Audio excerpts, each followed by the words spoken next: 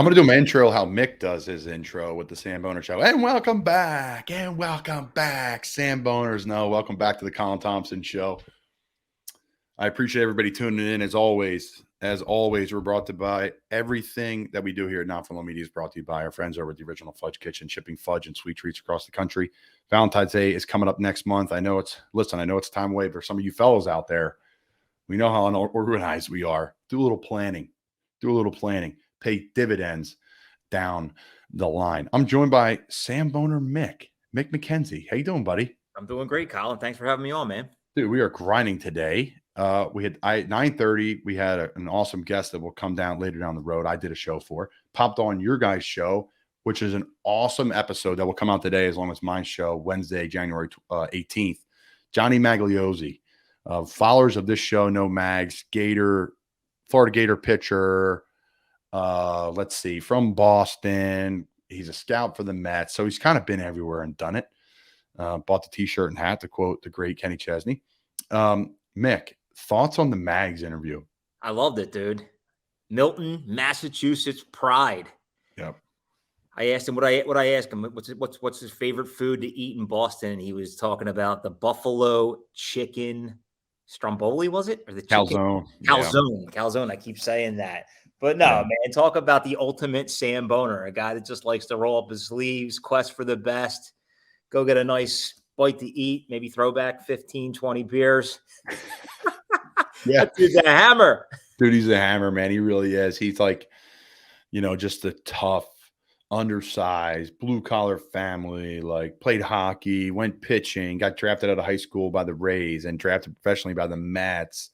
Played at Florida through the good old days at Gainesville, like right after the national championship run in football and basketball. They're like the heydays there for just athletics. It was so much fun. Yeah, I got a true appreciation for people that grew up in Boston. Just the old Irish Catholic grassroots blue collar families growing up in these small little brick colonial homes, and that's just how I picture Boston. Tough as nails, man. It's a great city. I said on the show, again, check it out. I'll come out today, guys. For those that aren't following it, you guys see my food reviews all online. Everyone's texting, calling about them. I encourage everybody to get involved in them. It is so much fun. It's a small leap of faith, but man, it is so worth it. The Samboners, check them out. But, we had Mags on, and we're just talking about how great of a city Boston is. For those that haven't been, quick flight up from Philly, even down the shore, Atlantic City, I think they're still doing that Spirit flight for like $30. My wife and I used to do it when you just get away before the season every year. We'd run up there, go see a Sox game, whether you're a Red Sox fan or not. I think I went up. They played the Tigers. Big Papi had like 3 home runs. It was like incredible. We ended up meeting a group of people and going out the rest of the night with them and just partying and having an absolute ball with these 4 random guys. And we ended up, now we all follow each other on Instagram. We all stay in touch. I haven't seen them since, probably was 2015, 2016. So that's just a cool city. It's clean. It's safe. People are nice. Food's great. Drinks are even better. Guys, check out the Samboners, man. The Samboner Show. It's killer. So, Mick, I figured you'd come on the show today. We were doing our show. Yeah, man. I don't want to bury the lead, which I always do on here. Johnny Hekker's joining us. So, Johnny Hekker's our punter. He was a punter for the Rams for a decade plus. Won a Super Bowl there. He was drafted by the St. Louis Rams, undrafted. He's got a great story. He is one of the purest leaders and teammates I've ever been around. And he joined Justin Ayers, who is the host of the Breaking Bats podcast for us here at Not For Long Media, back at training camp.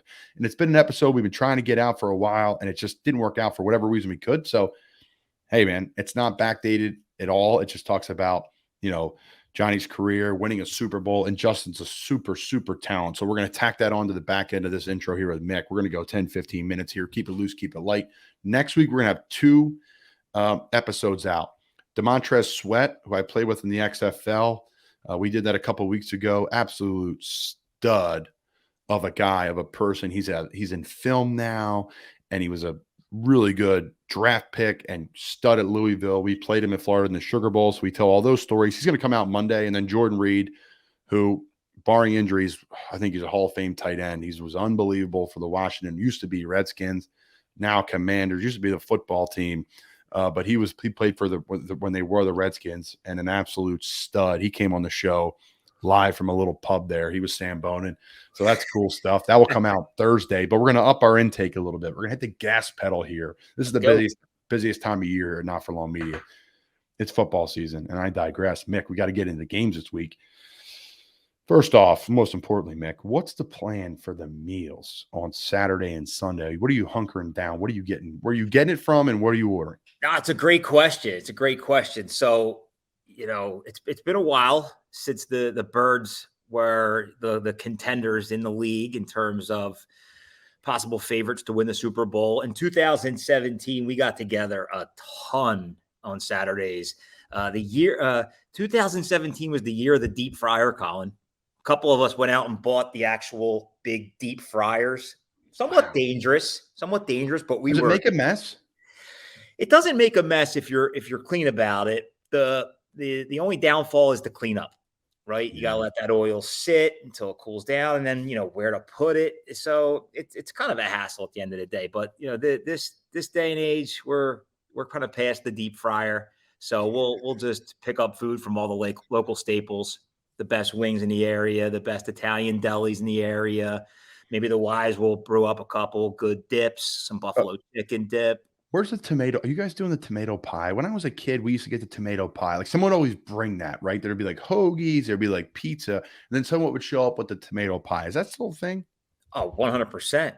Tomato pie, that's a competitive topic because there's Corpalese over in the Norristown, PA area, just outside of Philadelphia. I have Sam's Italian Market. They're doing a hell of a tomato pie. Carlino's Market over on the main line, Ardmore area. Oh man, there's what's the place in Bucks County? They have the cart. Oh man, it just slipped my mind. Santucci's? No. They have all the. I've slipped my mind. Of course, I used to get it all the time. They have one in Doylestown now. They have one in Warminster. The Italian Market Deli. Oh, Altamonte's. Altamonte's. So they do one? Yeah. Shout out. Yeah, Altamonte's does a good job. Altamonte's was great. I remember my buddy, his dad would get the pre-made chicken parm like Tuesday night dinners. You go pick them up. They got the salad, the bread, and the chicken parm. Like we would just destroy that on Tuesday nights in high school. It's a good fond memory of mine. But love it. Yeah, man, that's good, man. I miss those days at home. As you know, I reminisce. I went home for a funeral, but I was able to get back, be around, and just it was like a breath of fresh air for me. It revigorated, it just got me juiced up. Plus, we had the Samboner just mess. We did. And I did like eight reviews, man. I was in the sauna the next day. I'm digging the fact that the Eagles is Saturday night. That gives me all Sunday to just kind of recuperate and get off to a fast start Monday, man. Because I'll tell you, if it was a Sunday night game, Monday morning would not be pretty. Yeah, it would not be pretty. And I think it's a late game. We're going to get into it. The 8:15 start. We'll go there, Mick. What are your thoughts on the game this weekend? Give us the in-depth thoughts from a real diehard Eagles fan, but a realist. Yeah, man. No, I think that I think the Giants got off to a red hot start. They were one of the hottest teams in football, along with the Eagles. They were able to fight tooth and nail with the Vikings, who are also a very good team in the first half of the season. And it looks like they, although man, I think like 2-5-1 towards the end of the year, they started to get it back. Man, Saquon Barkley looked like a force to be reckoned with last weekend. And, if we can't stop him, there could be a struggle involved. But at the end of the day, I think we are the better team. And I think we have all the right tools in place. The veteran leadership on that team can really go a long way from a clubhouse standpoint.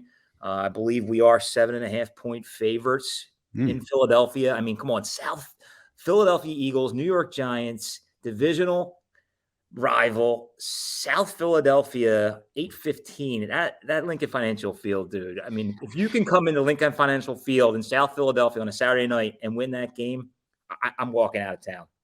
Yeah, I am walking out of town. There's people are. I like our chances, man. People are going to be lubed up for that one, big time.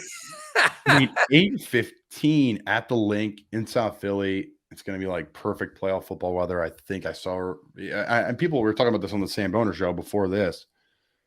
Again, check it out. It's really funny stuff. Was this like the bye week for the teams that get the number one seed? There's a reason why people fight for it. If you have a veteran team that can handle it, veteran coaching staff, GM, owners, guys have been through this, the wars of guys need these days off. You need this rest. There's rust involved. Not really, though. I mean, these guys have been playing football all year long. Some of these guys have been playing football for 15 years on that Eagles team. I mean, we're talking all pros. That team is loaded. I've talked about it. I don't know if I talked about it on the show here, but I go around. I tell everyone Niners and Eagles. They get the best blue chip studs. across the board. I'm not saying those are the teams are going to win this weekend or whatever, but if you're looking at on paper and performance, blue chip studs, Giants and Eagles in the entire league. Bills obviously are there too. I don't know, something about these guys in the key positions for them. Good points, Mick. Awesome. It's great too that it's Giants Eagles. They're going to take it's a ton of fun. I can't imagine the following week if Dallas somehow pulls off the upset against the 49ers, which I don't think they will, but I can't remember if it's ever even happened before. And I stand corrected if I'm wrong, but an Eagles Dallas Cowboys NFC Championship game in South Philadelphia. Holy shit. Well, really, it talks about how good the division is, even from top to bottom, that they have the division's extremely competitive, and it always will be. It should be. All right, so let's go back though to the 4:30 game. The Eagles game's at 8:15 Eastern time. Jacks and Chiefs, 4:30. Quite the appetizer. What do you think? I just love everything about that game, right? I'm a big Andy Reid fan. I'm a big Doug Peterson fan, as you know. They're near and dear to my heart. Everything that Andy Reid did for the Philadelphia Eagles organization, and then Doug Pete taking over and winning the Super Bowl in 2017. For those two to be going at it, and you joke with me, man, but I really think that the Jacksonville Jaguars have every right to win that game. I think that they are one of the hottest teams in the league. I think Trevor Lawrence, to come back from 27-0 down and win that game in the wild card, 31-30, that tells you a lot, man. And I say it all the time. This kid, Trevor Lawrence, dude, he continues to shine. He continues to elevate his game just like Jalen Hurts. True fact, he's never lost a football game on a Saturday, folks. Youth, high school, college, pros, he's never lost on a Saturday. Dude, that's crazy. It is crazy. And Mick's becoming slowly a media professional, like these guys that roll through ESPN and say the same thing on every show. They start with First Take. They go to this show. They go to that show. So Mick's saying the same stats on back-to-back shows. So Mick, you're officially a professional in the media business. I love it, dude. So no, it's an interesting game for me. There's a lot to unpack, and I'm not predicting these games because it's not good for me professionally. But I like both teams, obviously, and it's a hot take. But Chiefs are high flying. They're just a perennial. They're on the verge of powerhouse type situation of what they've done and how Andy Reid has just done amazing things there in Kansas City. Patrick Mahomes, the whole crew. It's awesome. But the Jacksonville Jaguars is a great story for the size of that market, for what Doug Peterson's done and turned that team around in just a year here, the money they spend in the offseason, and those guys turning around and playing well. That's the story for me. Christian Kirk, why are you paying this receiver all this money? Well, the guy went out and balled out, so shut up. Yeah. Brandon Sheriff, best guard in football, balling. I love their tight end room. I've said it before. I think it's probably the deepest tight end room in the league. With Farrell, the second-year guy, Dan Arnold, a great receiving tight end who I play with in Carolina. Chris Manhertz, I think, is the best blocking tight end in the league, if not one of the top three. Watch 84. The guy's an absolute stud. How's he going to affect a run game? He's really good. Evan Ingram, absolute beast this year from the Giants, who came in and was up and down career with the Giants, some drops. Man, he's balling out in Jacksonville. And forgive me if I forget somebody else there, but they have a lot of depth in that room. So I see them impacting the game. I like the receivers. I like some of their players. I played with Roy Roberts Harris or whatever it was. I played with him in Chicago, the D lineman for Jacksonville, 95. He signed a big ticket there a couple of years ago. He's a stud, and no one talks about him. He's a moose. So there's a lot of things like about that game. It's going to be a great game. And I love the 4:30 and 8:15 starts on a Saturday. That's money. That is money. We'll transition to Sunday. Bengals-Bills, Nick. I mean, that's obviously the last time they played, the Damar Hamlin situation. Thankfully, he is doing better, and he's on the mend.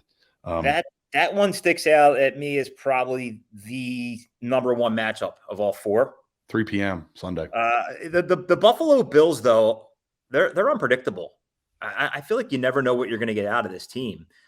And the fact that they're playing on the type of juice and energy that we've all witnessed in terms of the tragedy that happened, it's something big, man. You're playing for something big there. It's more than football. It's pride, it's heart, and it's just I would be shocked to see them lose, although this Burrows kid, right, he falls right into that category in terms of just these quarterbacks and the development week in, week out. I mean, this guy Burrow, he just keeps getting better and better and better. And he's just phenomenal to watch.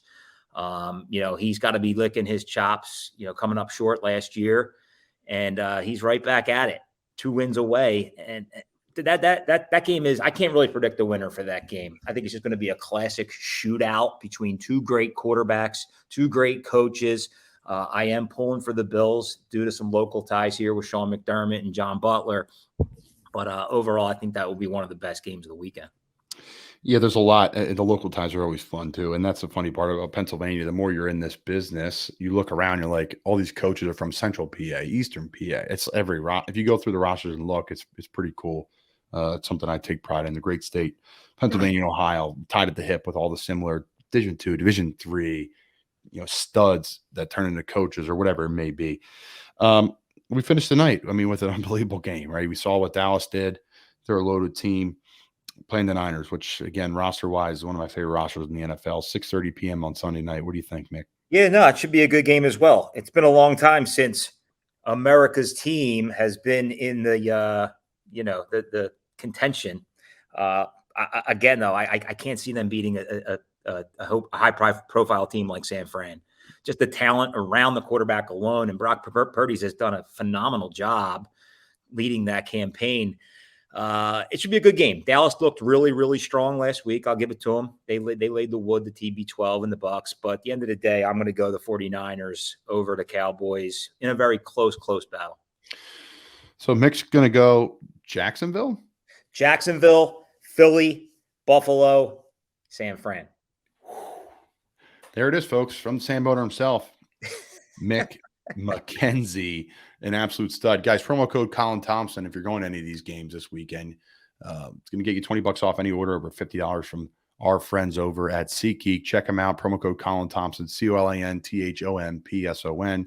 The best sleep product on the market. Get Som Sleep. Puts me to sleep. I freaking rise and kick ass the next day. That's the best part about it. You're not groggy. You don't feel like crap. It doesn't feel like you took some sleep supplement last night. Som Sleep, promo code Colin, 10% off.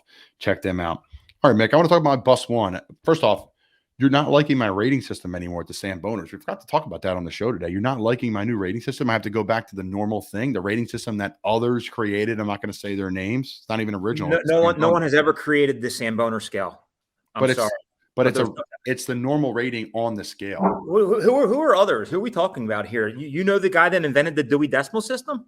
His name's Dave Portnoy. Dave Portnoy invented the Dewey Decimal System? He did. Rookie score if you want the round number, Jesus correct. Christmas. Will you get off your high horse once in a while? This is a Samboner scale, okay?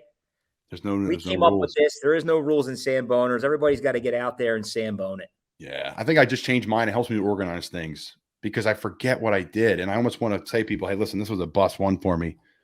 Thump, here's where you go. So I'm mixing it up and I'm throwing a little rank in. It's just good. We'll see who joins. All it took was 10 people to text me asking me, what the hell does Bus One, Bus Two, Bus Three mean? I'm like, squash. I love it. Bring your own personal. These are the guys, Samboners. Join us, but do it this way. No, it's awesome. And I'm loving it. I'm going to do it. I'm going to stick with it. I think it's fun. I think it creates a little controversy and a little banter, which is what it's all about. And we'll see until I get a personal text from somebody stopping me. I'm not stopping. Can't stop, won't stop. Quest for the best. Who's going to join and be the franchise quarterback on Bus One when it comes to wings? Who knows? We'll find out at the end of January. So I do Bus One on the show, and I want to shout out a guy. So Ravens, goal line, reaching over the end zone, boom, ball pops out. Not good. Flip the game. Not good. Tough. I'm not going to get into the coaching aspects and how it's supposed to go. Not doing that. But ball came out. Great player for the Bengals, Ohio State, Cincinnati, or Ohio kid.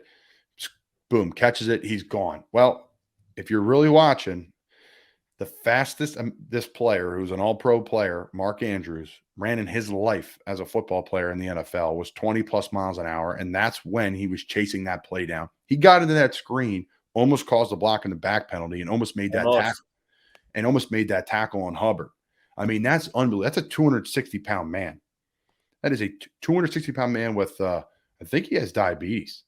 So he's a stud. So Bus One member this week to me is Mark Andrews. He got a full body cramp when we practiced against him in Baltimore versus Carolina when they came down to Spartanburg with us.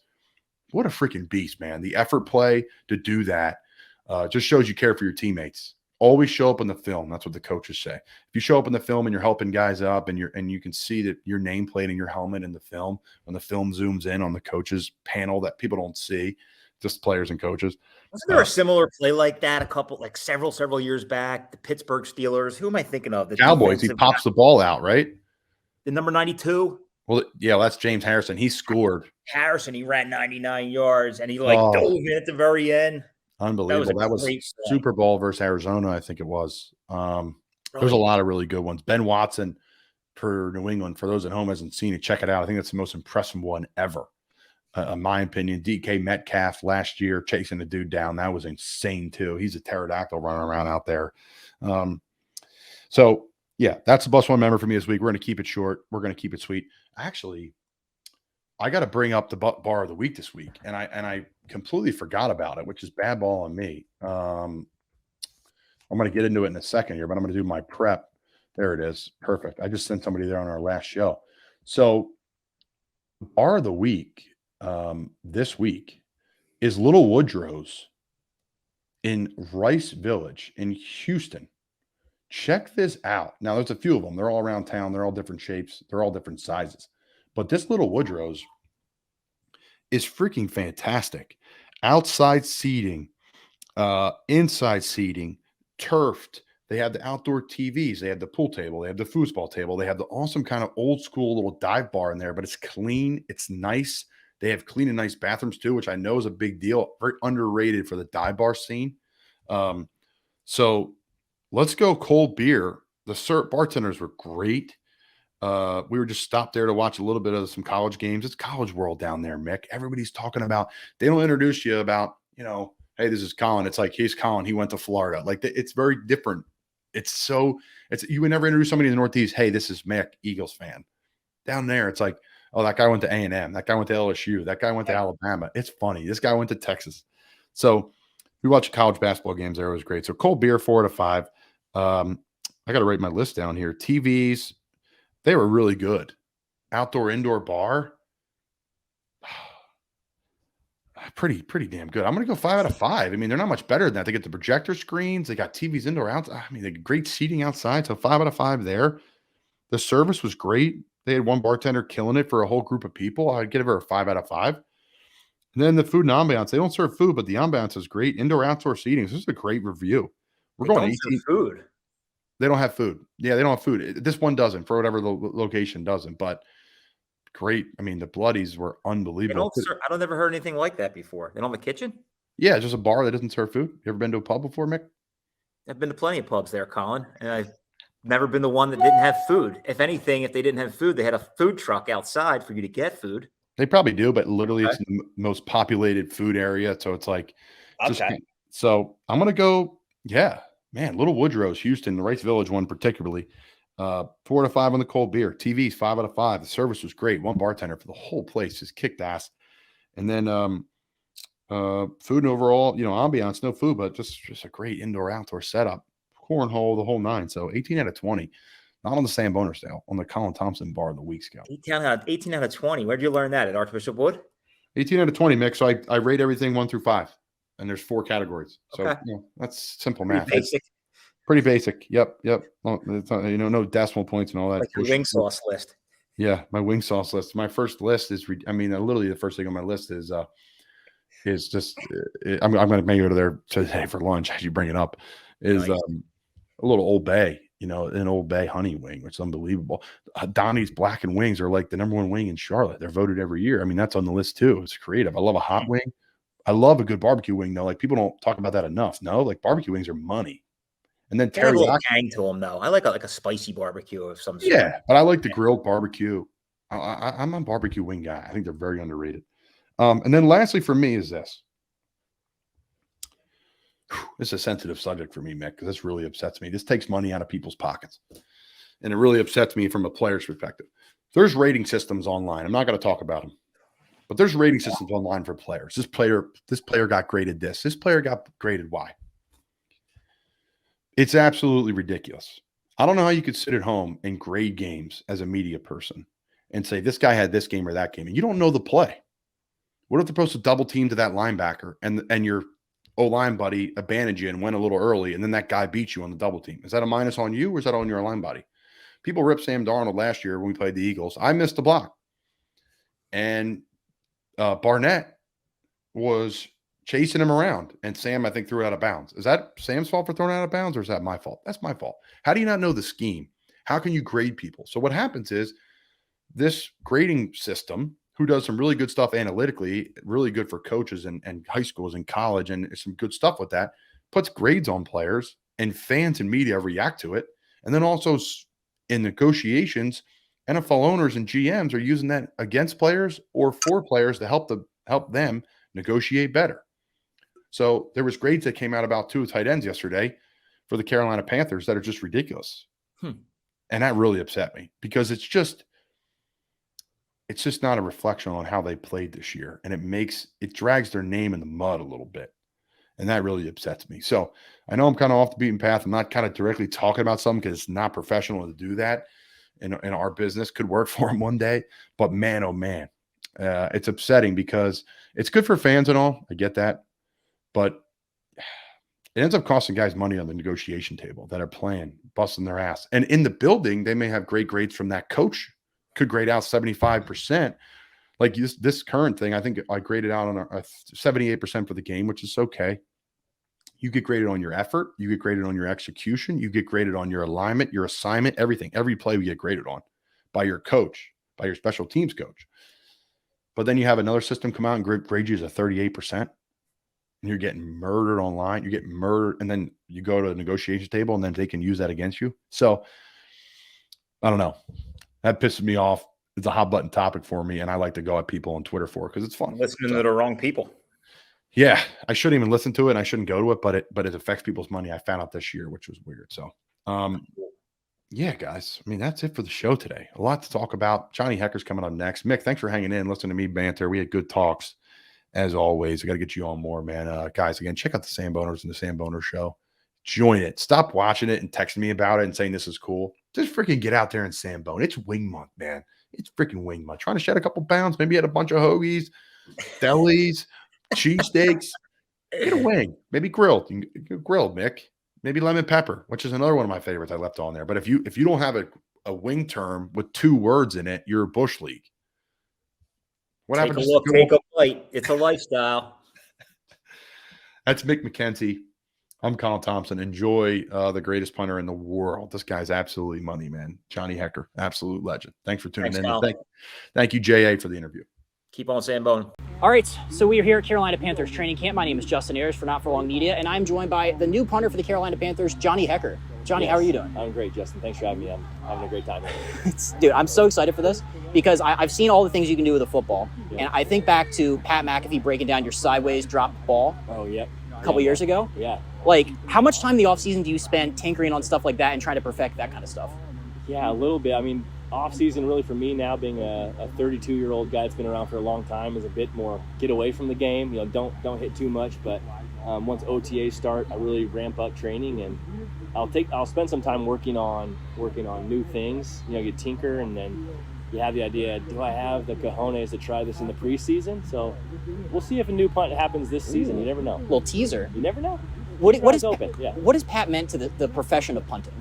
Pat's been just the absolute bottle opener. You know, he's opened a whole new amount of coverage and respect for specialists.